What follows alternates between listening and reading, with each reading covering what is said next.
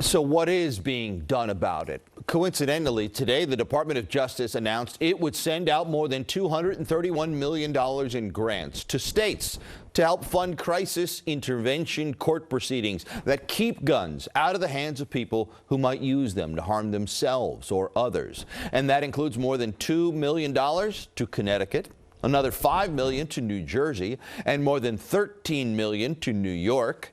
The funding comes courtesy of the bipartisan Safer Communities Act of 2022. And today we spoke with Stefanie Feldman, who is Deputy Assistant to the President and Senior Advisor to the Domestic Policy Advisor, all about this effect and the money it should have in our area.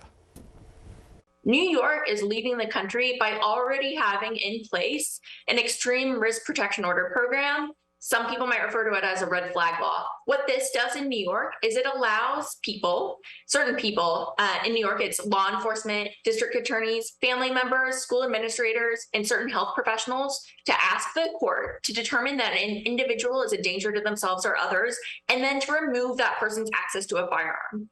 We know that removing access to a firearm if someone is imminently a danger to themselves or others can save lives. These extreme risk protection order laws are only effective if people use them. That's why New York will be able to use this funding to educate the public and law enforcement that this law exists, that this tool exists to reduce gun violence.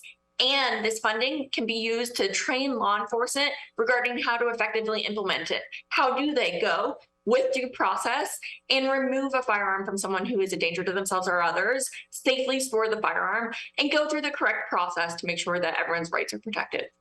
Now, aside from the funding, in terms of what comes next now for the Biden administration's gun control reform agenda, Ms. Feldman says the president will continue to explore options through executive action, but will also call on Congress to pass legislation that bans assault weapons.